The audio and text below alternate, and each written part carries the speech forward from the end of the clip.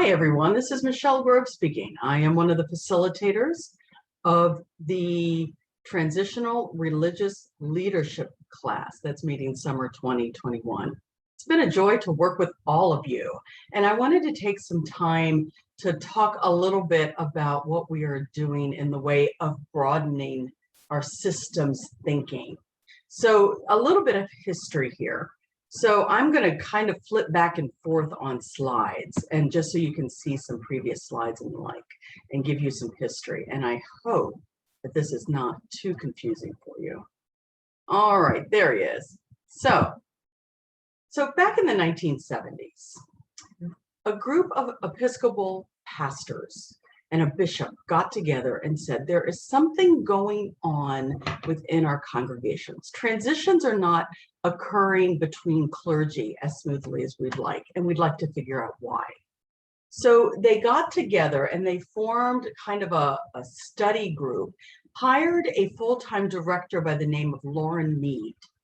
And Lauren Mead led this team in a 3-year study that would later be a part of the Alban Institute and would turn into what is called the Interim Ministry Network.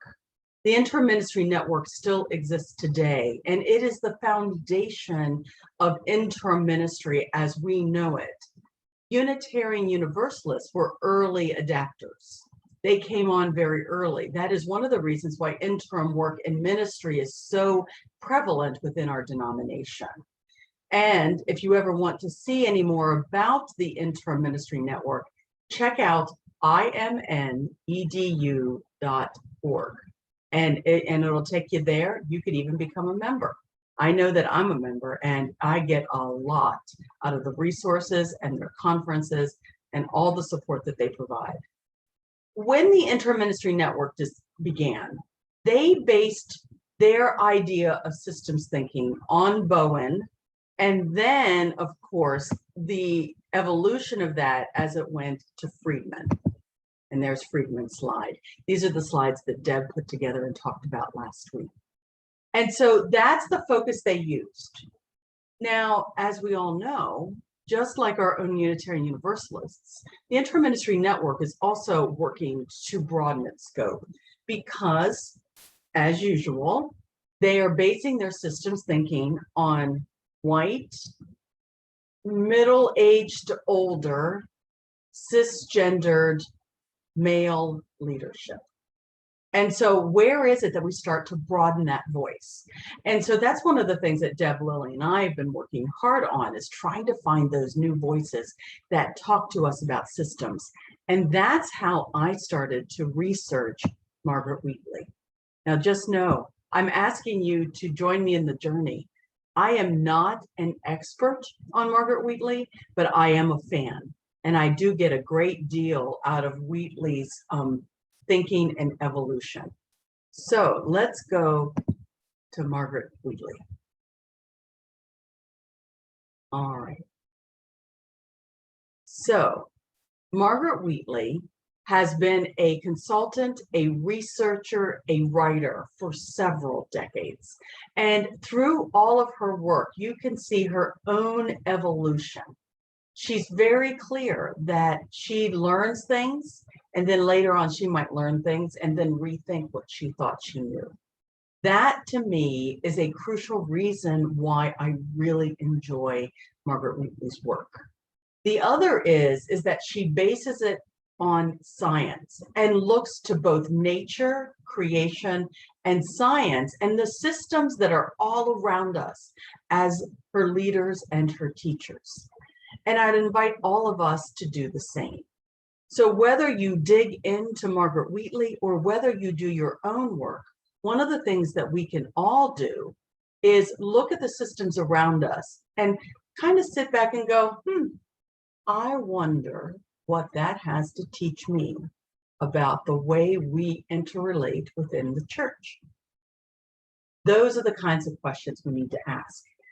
Interim work, whether you are a specific interim professional or whether you are a settled professional engaging in transitional work in some form, and I argue that all of us fit into that category, no matter what hat you're wearing, we should always be able to kind of step back and look at the big picture. When we get sucked in to every little situation, conflict, whatever it might be, we're not necessarily seeing the patterns of how the full community lives. And that's one of the things that Margaret Wheatley teaches us. So I have gone between Leadership in the New Science, a 2006 book, and Who Do We Choose to Be, which is in 2017. And even 2017 is 4 years ago. It's still a very current work and very applicable to what we're doing. However, it's fascinating how much time flies. And one of the things that Margaret Wheatley is looking at is cutting edge science, thermodynamics, quantum physics, quantum entanglement. Because, as she said, 100 years ago, we were still following Newtonian ideas, and those scientific ideas were very compartmentalized. And one of the things that the area of quantum science has brought us is the idea that things are not isolated. Creation is not isolated. It is all entangled with each other. Something can happen in one area of the world, and for some reason, it's affected and felt in some way in another. That, to me, is one of the most primary things of her systems thinking that I believe applies to our work. So, for example, if you focus all of your change agent work in either your area of profession, music, religious education, administration, ministry, whatever it might be, if you focus it all specifically there and not broaden it to the full congregation and beyond, the community around you, the denomination, etc., then you're going to find that you're missing a great deal of what there is to do and the possibilities that are there. So, the universe is an observable system. It is. We can see it, we can feel it, we can taste it, we can hear it. All the senses can be engaged. And I think that's one of the things that's very important for us to know. And that is also true within our congregations. Our congregations have observable systems. It's important for congregations to take the time to watch and listen, and for you as a professional to do the same. Where is it that you're taking the time not to run around and get things done, but to reflect and to watch? And as Margaret Wheatley says, chaos is all around us. Yes, in our churches, chaos is there. We're in the midst of some major chaos now, different kinds of chaoses that are overlapping. You know, so for example, one of the things I have observed is that our congregations are dealing with the layered chaos of a pandemic, which is global and far-reaching, along with the chaos that comes with different thinkings from understanding that we are white supremacist-centered, and the chaos of saying we can't do church the way we used to. There's new ways that we need to do it. Look, that's just 3 of probably 10, 20, or 30 layers. They're all there. And instead of getting overwhelmed, one of the things that Margaret Wheatley asks us to do is to sit back and look for the patterns. There is order in chaos, and things will start to smooth out, even though other chaoses might also join. Okay, so just know, though, that you can sit back and watch for patterns. Those patterns can inform our work. Now, this is the cool stuff. She looks at Sir John Glove, who did all of this amazing research around the rise and fall of civilizations. The studies that Glove did spanned, what was it, 15, 20 centuries? It was an amazing kind of time. Actually, I think it went beyond that. I think it was more like 25 or 30. And in that time, saw these different ages that came. And the thing that Glove pointed out that Wheatley really talks about in depth is this idea that every civilization understands that there were other civilizations prior to them that fell, but they're like, no, that's not going to happen to us. No, we're going to be fine. We, for some reason, are smart enough or evolved enough to go beyond, and then they fall. So where is it that we look at who we are, and instead of with arrogant eyeglasses on, we wear humble eyeglasses that understand our connections to the ages and say, okay, where are we? Wheatley says that currently our society is in the age of decadence. We are at a place where we are falling. And in that, what do we do? How do we become leaders? And I then ask the question, how are you a change agent, knowing where we are in the rise and the fall of our society? I bet you could even apply this to your church.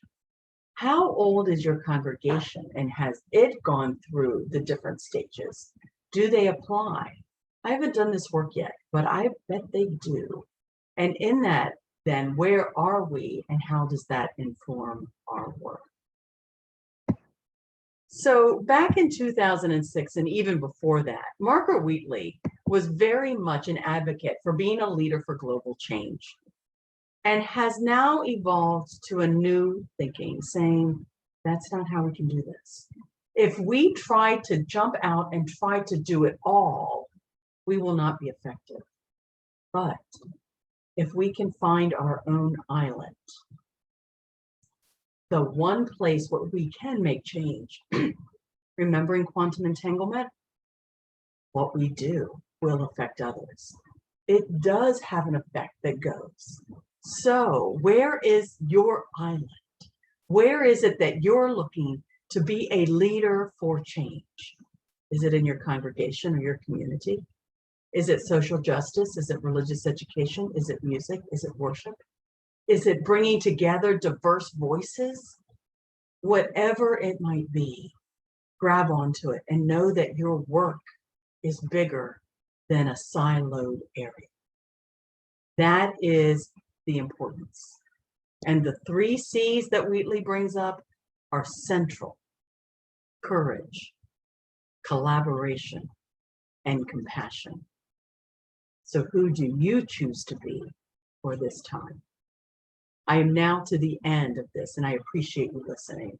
So, in case you did listen all the way to the end of this, excuse me, to this presentation, I hope you did.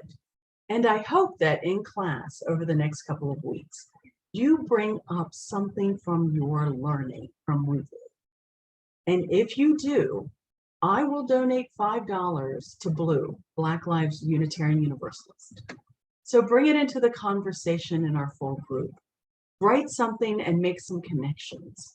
Let me see how you are applying Wheatley's work. And every time you do, a donation will be made. And at the end of class, I'll let the whole class know how much Blue gets. Thank you, my friends. It is really good to be working with you.